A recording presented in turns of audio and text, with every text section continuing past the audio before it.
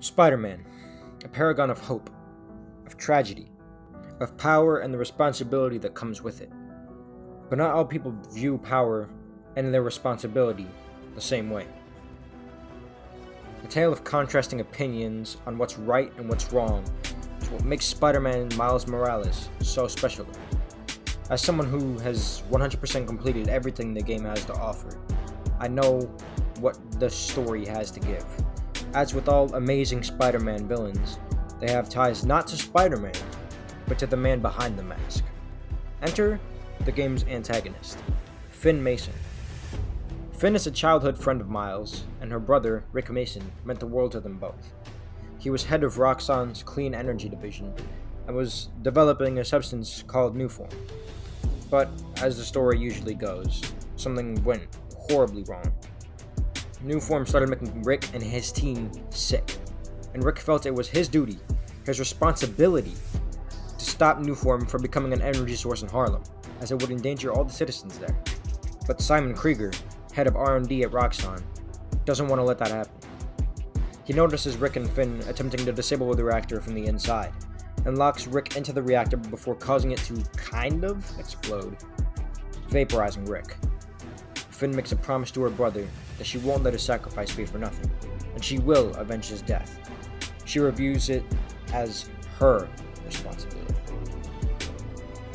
Meanwhile, Miles had just lost his father in the year prior during a bombing at City Hall. He moved to Harlem from Brooklyn and settled down there as Harlem's very own Spider-Man, under the watchful eye of Peter Parker. He teaches him the basics, but during the holiday season he flies out of the country with Mary Jane so he can take pictures for her for the Bugle. At the same time, Finn comes to Harlem for a visit. Her and Miles catch up and agree to hang out over winter break. This means that Miles not only has to balance his personal life, but his life as Spider-Man for the time being. This leaves him with great power, and even a greater responsibility. And we all know how the saying goes. With great power comes great responsibility. After performing heroic acts to stop various criminals across the city, he's heralded as a hero. But around the same time, a group called the Underground re-emerges, aiming to stop Nuform from ever becoming available. While in-game, these reasons are left a mystery until later on. It might sound familiar to you, the viewer. During Rio Morales' pep rally, as she runs for city council, the rally is attacked by the Underground, led by one known as the Tinkerer. She boldly states that Simon Krieger is a killer. Miles, unaware of what's been going on, attacks the Underground to subdue them, following them to a bridge. It's there that he attacks the Tinkerer and finds out what's underneath the mask. It's his best friend, Finn. After stopping the bridge from completely corrupting from collateral damage, Miles decides to look into this further, uncovering the truth behind what happened. Finn's plan is to overcharge Nuform and insert it into a reactor, causing it to explode. In an attempt to sway her from this decision, Miles reveals that he's Spider-Man. It doesn't stop anything. Simon Krieger, meanwhile, is on a deadline. He supercharges the reactor, meaning that if it exploded, it will vaporize all of Harlem. Finn doesn't know that, though, and she continues with her plan. Miles and her fight, as he believes it's his responsibility to stop Finn from endangering innocents, just as she believed it was her responsibility to destroy Roxxon. After their battle, the reactor is too unstable to be shut down, and as a result, Miles absorbs all the energy from it into himself. But as he can't contain it, he's about to release it all in a massive blast. The Tinkerer, Finn Mason, sacrifices herself to get him as far away as possible so he won't hurt anyone. But she loses her life in the process. Aaron Davis, Miles' uncle who worked with Simon and Roxxon, releases conclusive proof that Nuform was killing people, and as a result, they both go to prison. Peter returns from his working vacation, and he and Miles swing off to save the city once more. But it leaves you wondering, what could possibly be next?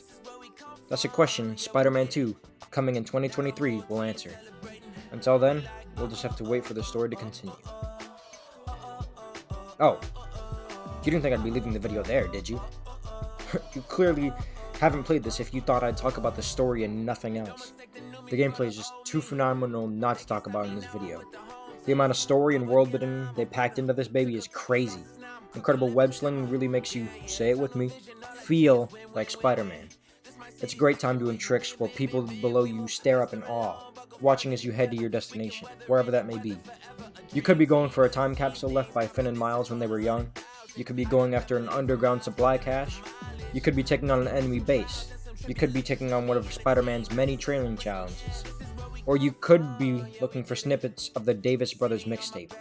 Anything you decide to do will net you a reward, or give you the satisfaction of watching your completion rank rag up. And it may sound like a lot, for me, it's not enough. There could have been so much more to it, and I can't help but imagine what could have been. Which leads me into my next, biggest, and only gripe about the game. It's too short. You can complete the main campaign in 6 hours or less, which I found to be very disappointing.